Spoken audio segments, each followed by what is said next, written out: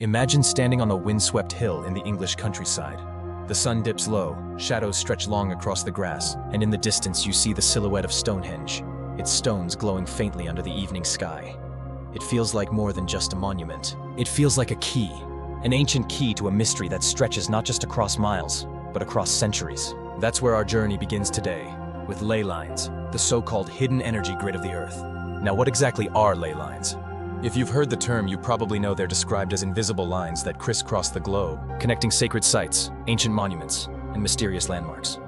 The idea is that these lines carry a kind of earth energy, something that ancient civilizations understood and tapped into when choosing where to build their temples, pyramids, and stone circles. Whether you see them as mystical pathways, magnetic anomalies, or simply coincidence, ley lines have fascinated people for over a century.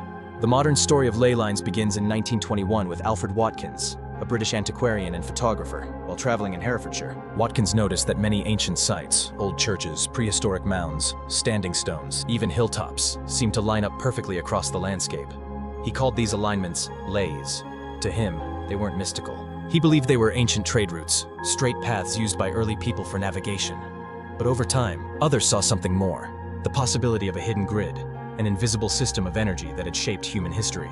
One of the most famous ley lines is the so-called St. Michael Line in England, stretching from Cornwall in the southwest, across places like Glastonbury and Avebury, all the way to the Suffolk coast. This line passes through a staggering number of ancient and religious sites dedicated to St. Michael. What are the odds that all of these sacred spots would fall neatly along a single straight line? Is it coincidence? Or is it evidence of some ancient knowledge, an awareness of Earth's natural energy grid? Let's zoom out even further. When you look at maps of the world, researchers have pointed out that many of the planet's most famous ancient structures appear to align along invisible grids. Take the Great Pyramids of Giza in Egypt. Draw a line from Giza across the globe, and you'll notice that it intersects with sites like Machu Picchu in Peru, the ancient city of Petra in Jordan, and even Easter Island. Could it really be that civilizations separated by oceans, time, and culture somehow tapped into the same knowledge of the Earth? And it's not just the big monuments. All across Europe, Asia, and the Americas, smaller shrines, temples, and megaliths seem to line up with uncanny precision. In China, geomancy, what we often call feng shui, was based on the belief that the Earth has veins of energy, known as dragon lines.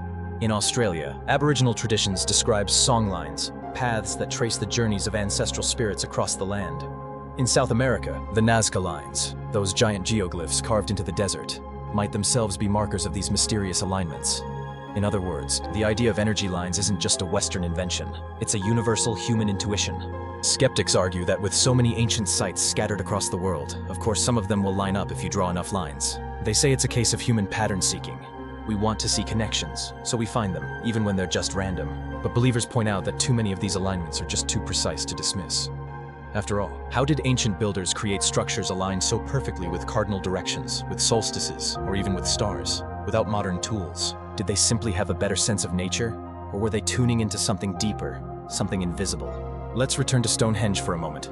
Many researchers believe it's not just a ceremonial site, but also a kind of power node, a place where ley lines converge. Standing there, you can almost feel it. The air is charged, heavy with history and meaning. Tourists who visit often report a strange sense of awe, even dizziness. Could it be psychological suggestion? Sure.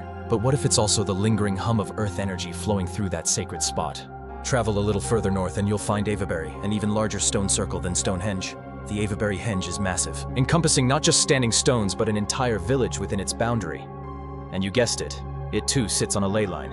In fact, if you follow that line, it passes through Glastonbury Tor, a hill topped by the ruins of St. Michael's Tower, long associated with legends of King Arthur and the mystical Isle of Avalon. It seems almost too perfect.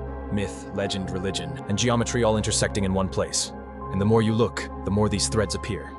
In France, Mont Saint-Michel rises dramatically out of the tidal flats, a medieval abbey that seems to defy nature. It too aligns with the St. Michael line, suggesting that for centuries, builders may have been deliberately choosing locations along this mysterious path. The name Michael itself, often tied to high places and dragon-slaying myths, hints at a deeper symbolic resonance, guardians standing on Earth's invisible veins.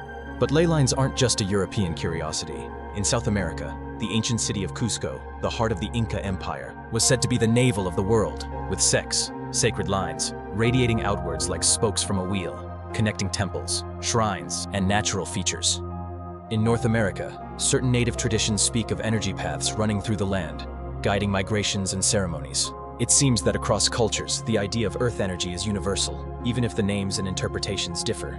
Now, let's pause for a second. Imagine yourself walking along one of these lines. Maybe you're in Glastonbury, standing at the foot of the Tor, feeling the wind whip around you.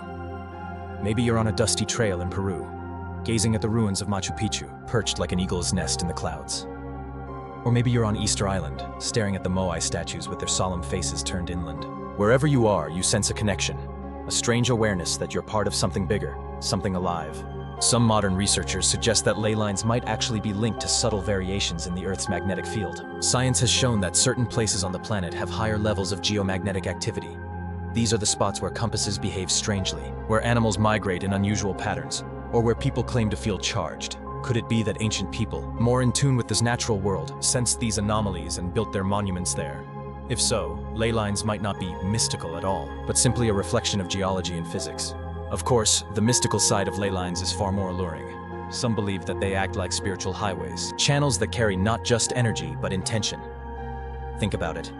If enough people over thousands of years built sacred sites along the same lines, prayed there, performed rituals there, doesn't that create a kind of psychic imprint, a resonance that lingers in the land itself? It's like charging a battery. The more energy you pour in, the stronger the field becomes.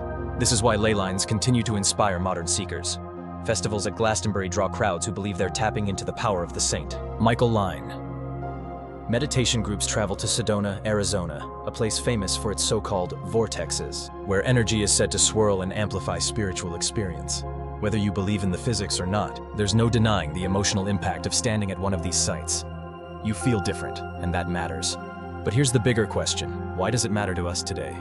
Why in a world of satellites, skyscrapers, and smartphones, should we care about ancient energy lines?